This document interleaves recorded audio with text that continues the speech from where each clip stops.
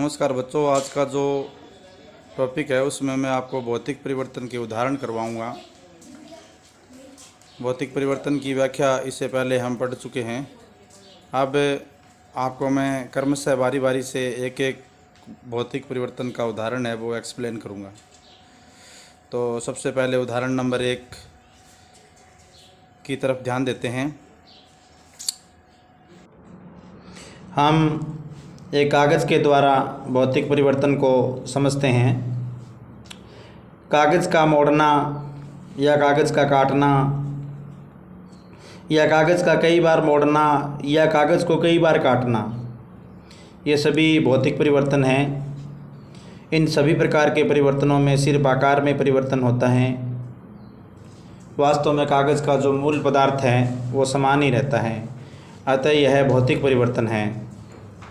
मैं आपको बताऊं कि यदि कागज़ के स्थान पर प्लास्टिक ले लें या कांच की बोतल ले लें तो भी यह चीज़ संभव होगी, लेकिन हमें मालूम है कि कांच या प्लास्टिक को कागज़ की अपेक्षा थोड़ा मोड़ना कठिन होता है।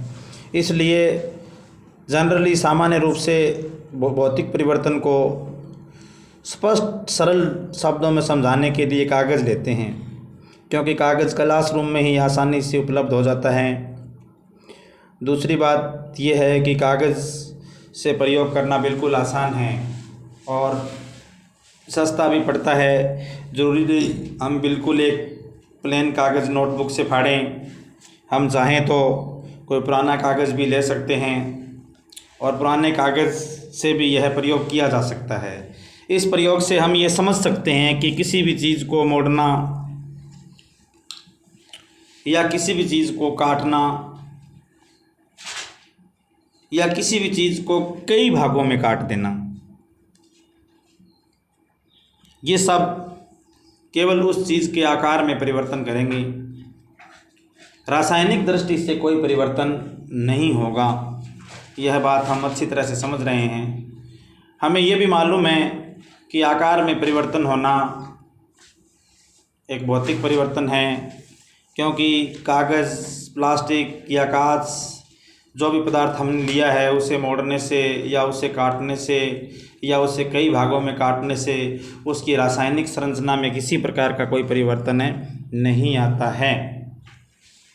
इसलिए इस प्रकार का परिवर्तन है वो रासायनिक परिवर्तन है, भौतिक परिवर्तन है। रासायनिक परिवर्तन की दृष्टि से यहाँ कुछ भी परिवर्तन नहीं हुआ है।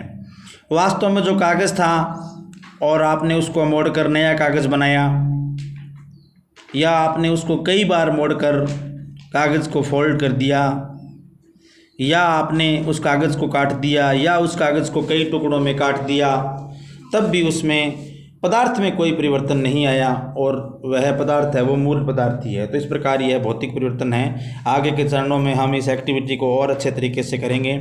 मैं आपको यह प्रयोग करके दिखाता हूँ, आप ध्यान से देखिए। हम एक कागज़ लेते हैं जिसको मैंने मूल कागज़ नाम दिया है। रासायनिक दृष्टि से मैं मान लेता हूँ यह कागज़ का जो पदार्थ है वही है।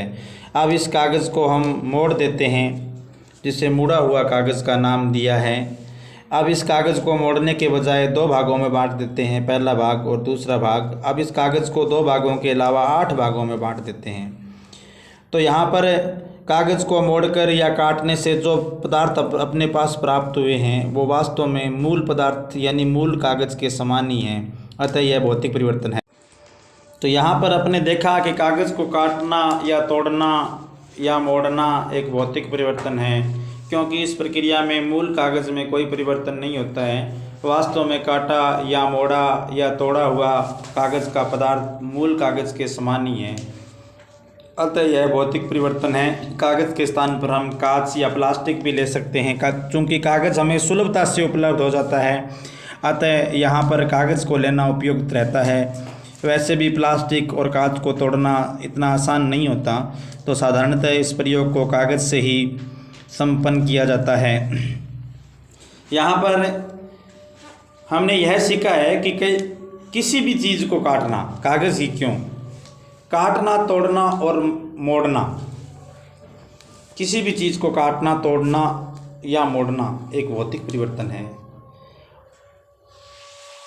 क्योंकि काटने, तोड़ने या मोड़ने में किसी प्रकार का कोई रासायनिक परिवर्तन नहीं होता है, यानी रासायनिक दृष्टि से कोई नया पदार्थ नहीं बनता है, इसलिए यह एक भौतिक परिवर्तन है।